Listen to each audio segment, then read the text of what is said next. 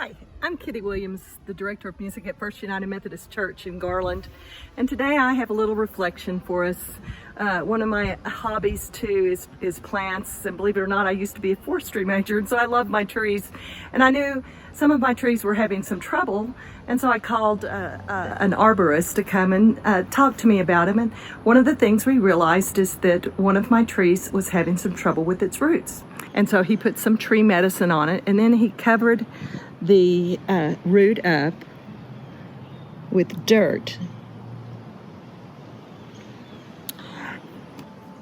So I just started thinking about dirt, and I needed to make some dirt, get some dirt for my plants and for my patio plants. I looked up on the internet, and you can make dirt. There's a recipe for dirt for potting plants, and so I thought I'm going to do that. So I got some topsoil and some expanded shale and some what is this, molasses, and I'm making my dirt for my plants. And I started thinking about dirt, and I was thinking about, there's that story. Here, I'll show you my dirt.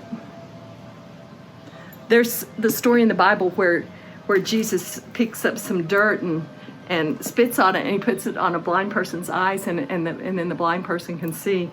Let's see, there's other stories in the Bible about dirt. Of course, one of my favorite is when God told Moses to take off his shoes because he was standing on holy ground. And of course, there's where God scoops up the dirt and forms it, and he breathes into it life, and man is born. And then, let's see, in the New Testament, we have stories about dirt. And of course, there's the soil one where Jesus talks about the good soil, the rocky soil. What are they all the different kinds of soil? But one dirt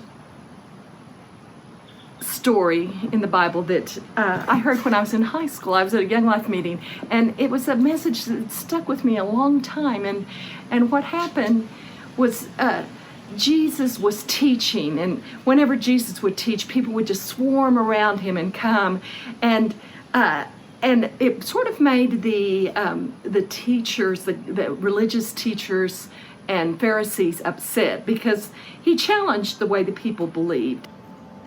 And so they were always trying to trip him up. And so one day when he was talking to some people, these scholars and Pharisees brought this woman who had been caught in adultery. Of course, they didn't do the man at that time, but that's another subject. This woman was caught in adultery, and they said, it says in the scriptures that we are supposed to stone her. Well, what do you say? And so Jesus knew that they were trying to do this, and he just bent down and he started writing in the dirt. It doesn't tell us what he wrote. All the scriptures tell us is that he bends down and starts writing in the dirt. And then he looks back up and he said, "Whoever is without sin, cast the first stone." Then he looks back down and he starts writing in the dirt again.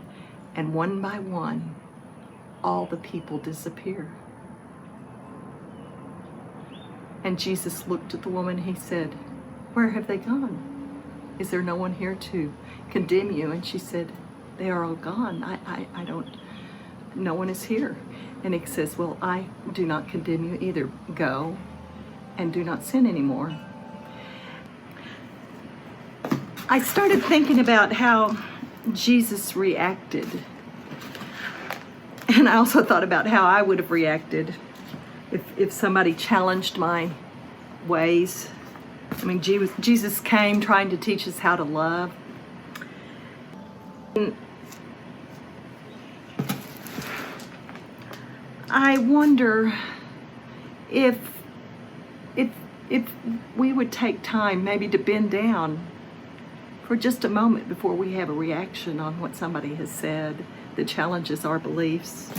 Or if they've taken our words and turned them around. They did that to Jesus too. as Christians, we are to be followers of Christ and try to do things the way He would do that, and that would include our reaction. And so today, I challenge you that when you come upon people, or even in your heart, when you see a newscast that is very upsetting to you, that maybe you should bend down and maybe pray about it a little bit. Maybe write in your journal.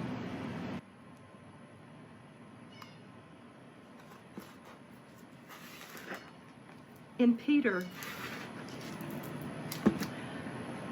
the scriptures say, all of you must clothe yourself with humility and in your dealings with one another.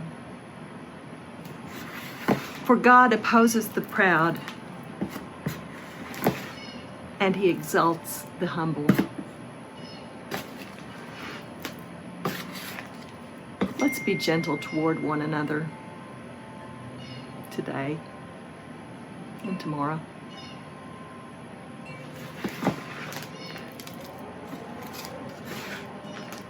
I think my dirt recipe is stirred up and ready to go. Are you plants hungry?